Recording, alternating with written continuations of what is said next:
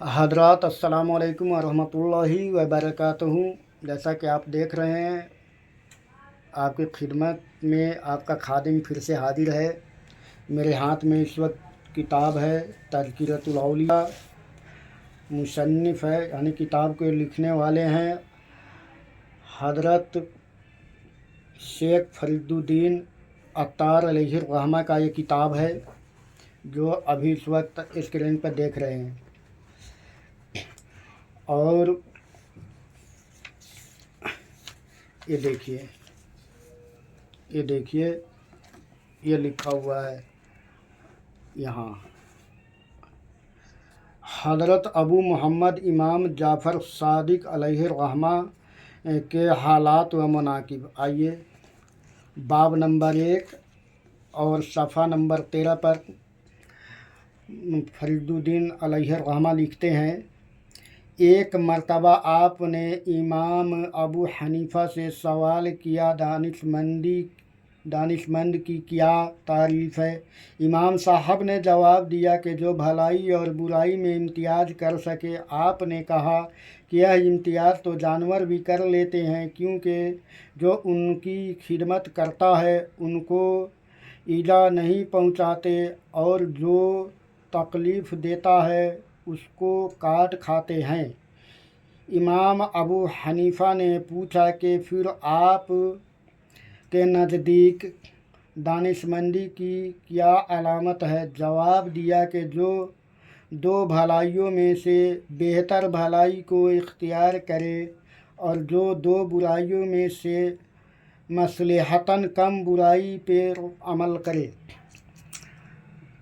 देखिए हज़रात, मैं इस पर एक बात क्लियर कर दूं।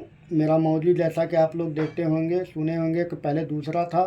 मुझे लगा कि नहीं, खाली एक मौजू पे बात करने से बेहतर है कि कोई और मौजू भी लिया जाए, ताकि कौम के जानकारी में आए कि हमारे बुजुर्गान दीन ने हमारे लिए क्या क्या तोहफ़ा हमारे हिदायत के लिए छोड़ कर गए हैं, जिससे हम लोग गाफिल है। तो हम कौम तक यही चीज़ पहुंचाना चाह रहे हैं। जो हमारे आलमा हजरात से मैं भी गुजारिश करता हूं कि आप बुजुर्गान दीन के हालात कौम तक पहुंचाएं, क्योंकि हमारे बुजुर्गान दीन ने ऐसी ऐसी चीज़ें हम तक पहुंचाई है जो अभी तक छुपा हुआ है, लोग जल्दी से बताते नहीं हैं। तकरीर में भी हमारे कुछ आलिम लोग तो बयां करते हैं, मगर जिस तरह से मौजू बनाकर बयां करना चाहिए इस तरीके से नहीं करते हैं। तो मैं अपनी छोटी सी टुकड़ा जो मैं पढ़ के आपको सुनाया, मैं इनको समझा दूँ। देखिए, इमाम जाफ़र सादिक अलैहिर्रहमा ने इमाम अबू हनीफ़ा से सवाल किया कि दानिशमंदी की क्या तारीफ़ है। इमाम साहब ने जवाब दिया कि जो भलाई और बुराई में इम्तियाज़ कर सके। यानी कि इमाम अबू हनीफ़ा अलैहिर्रहमा ने जवाब दिया कि जो भलाई और बुराई में फ़र्क कर सके। आइए आगे बढ़ते हैं। आपने फिर इमाम जाफ़र सादिक अलैहिर्रहमा आपने कहा कि यह इम्तियाज़ तो जानवर भी कर लेते हैं। यानी कि इमाम जाफ़र सादिक अलैहिर्रहमा कहते हैं कि इसमें कोई कमाल नहीं है, इसमें कोई दानिशमंदी वाली बात नहीं है कि भलाई और बुराई में तो जानवर भी इम्तियाज़ कर लेते हैं, यानी कि फ़र्क कर लेते हैं। अब आइए आगे, क्योंकि जो उनकी खिदमत करता है उनको ईजा नहीं पहुंचाते। यानी कि जो जानवर की खिदमत करता है वो जानवर उनको ईजा नहीं पहुंचाते, क्योंकि उनके साथ उन्होंने भलाई किया, इसलिए ईजा नहीं पहुंचाते। और जो तकलीफ़ देता है उसको काट खाते हैं। देखिए, क्योंकि अगर जानवर को आप ईजा नहीं पहुंचाएंगे, उसकी खिदमत करेंगे, तो आपको ईजा नहीं पहुंचाएगा। अगर आप जानवर को तकलीफ़ देते हैं तो वो आपको काट खाते हैं। फिर इमाम अबू हनीफ़ा ने पूछा कि फिर आपके नज़दीक दानिशमंदी की क्या अलामत है। तो इमाम अबू हनीफ़ा ने पूछा कि आपके नज़दीक दानिशमंद किसको कहते हैं, यानी उसकी पहचान क्या है। तो इमाम जाफ़र सादिक अलैहिर्रहमा ने जवाब दिया कि जो दो भलाइयों में से बेहतर भलाई को इख्तियार करे।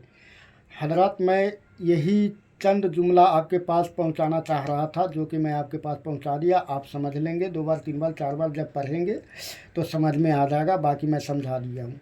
आपने जवाब दिया कि जो 2 भलाइयों में से बेहतर भलाई को इख्तियार करे और 2 बुराइयों में से मसलहतन कम बुराई पर अमल करे।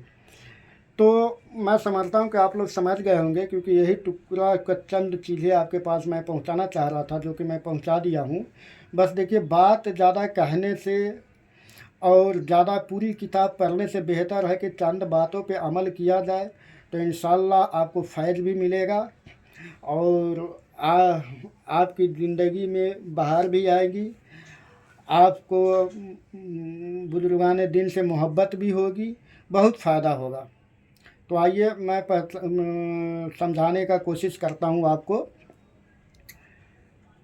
जवाब दिया कि जो 2 भलाइयों में से बेहतर भलाई को इख्तियार करे।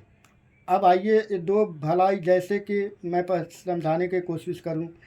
एक आदमी को अपनी बच्चे को शादी करना है 2 महीने बाद या 1 महीने बाद। मैं समझाने के लिए बता रहा हूँ, मिसाल के तौर पे शादी करना है।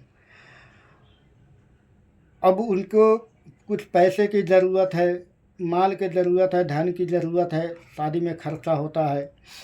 तो अब वो किसी रिश्तेदार के पास पहुँचते हैं कि भाई हमको 1000, 2000, 5000, 10,000, 50,000 रुपया दे दो, 2 महीने बाद मैंने बच्चे को शादी करना है।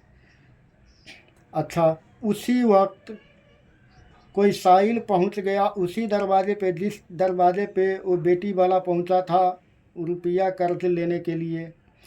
कोई दूसरा पहुंच गया जो कि वो सवाल करने लगा कि भाई मैं आज 2 दिन से भूखा हूँ, मुझे कुछ अता कर दो ताकि मैं अपना पेट भर लूँ, या मुझे कुछ खिला दो।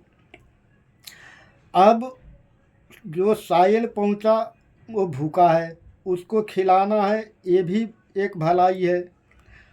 और जिनको बेटी का शादी है उसको भी पैसा देना है, या जो भी कुछ मांगने गया उसको देना है शादी के नाम पे, ये भी भलाई है। तो ये 2 भलाई हो गया।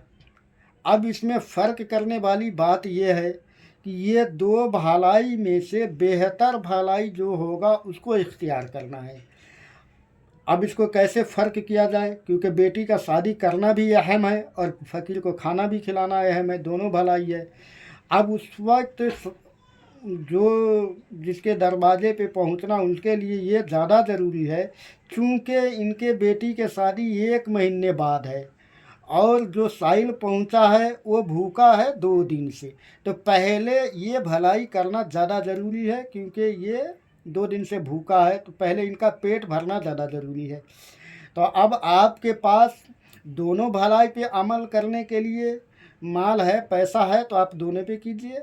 अगर आपको ये लगता है कि नहीं, अगर हम एक की ही भलाई कर सकते, दोनों को नहीं भलाई कर सकते, तो पहले भूखा इसको खाना खिलाइए, क्योंकि पहले इस पे अमल किया जाएगा। और जिनका बेटी का शादी है उनके 1 महीने बाद है, तो अल्लाह आपको दिया है तो 1 महीने बाद उनको मदद कीजिए, और नहीं तो 1 महीने बाद अल्लाह उनके लिए कोई ना कोई जरिया बता देगा।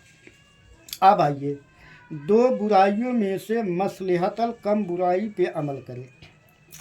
अब एक आदमी, आइए हम मिसाल के तौर पे नमाज को लेते हैं। हालांकि नमाज अगर आप फ़र्ज पढ़ते हैं, जैसे फ़जर का वक्त है या कोई भी वक्त है, आप फ़र्ज पढ़ते हैं तो फ़र्ज को टाइम से ही पढ़ना है। आपके पास 15 मिनट का टाइम है, मस्जिद में चले गए, 5 मिनट का टाइम है या 10 मिनट का टाइम है, आपको लगता है कि हमें पहले सुन्नत पढ़ना है और टाइम आपके पास है, चाहे 5 मिनट में आपको लगता है सुन्नत भी पढ़ लिया जाएगा और फ़र्ज भी पढ़ लिया जाएगा, कुल समय आपके पास 5 मिनट है। अब इनमें बेहतर क्या होगा, क्योंकि इसमें बेहतर क्या होगा, हम उस वक्त में सुन्नत को छोड़ते हैं तो ये भी अच्छी बात नहीं है, और फ़र्ज को छोड़ेंगे ये भी अच्छी बात नहीं है। तो हम इस वक्त क्या करें, अगर आपके पास टाइम है तो आप पहले सुन्नत पढ़ें। मैं आसान तरीका समझा रहा हूँ, इसमें कोई मुश्किल ना होगा। पहले आप सुन्नत पढ़ें, क्योंकि आपका ये इसको सुन्नत को पढ़ें, फिर आप फ़र्ज़ को पढ़ें। और आपके पास टाइम बिल्कुल नहीं है, हालांकि बुराई सुन्नत भी छोड़ना है मगर टाइम है ही नहीं, और फ़र्ज़ को हम काज़ा कर नहीं सकते क्योंकि फ़र्ज़ का टाइम बिल्कुल ख़त्म होने वाला है। 2 या 4 या 5 मिनट बाकी है जिसमें हमें फ़र्ज़ अदा करना है। तो अगर इनको हम फ़र्ज़ को छोड़ देते हैं तो बुराई हो जाएगा। अब इसमें एक एक एक बुराई तो ये हुआ जो हम सुन्नत को छोड़ रहे हैं, हम टाइम से नहीं पहुंच पाए, हालांकि ऐसा नहीं होना चाहिए, हमें टाइम से पहुंचना चाहिए। अब ऐसे वक्त में आप सुन्नत को छोड़ दें, फ़र्ज़ को अदा कर लें, ठीक है। तो ये अच्छाई में आ गया, ये अच्छाई हो गया, फ़र्ज़ को अदा कर ले। तो ये समझाने का मतलब था। और अब ज़्यादा लंबा वीडियो ना बनाते हुए भी मैं उम्मीद करता हूँ कि आप समझ गए होंगे। इसको और आसानी से मैं बाद में फिर कभी समझा दूँगा क्योंकि लंबा वीडियो हो रहा है। अस्सलामु अलैकुम वरहमतुल्लाहि वबरकातुहू। खुदा हाफिज़, शब्बा खैर। अल्लाह ने चाहा तो फिर मुलाकात होगी।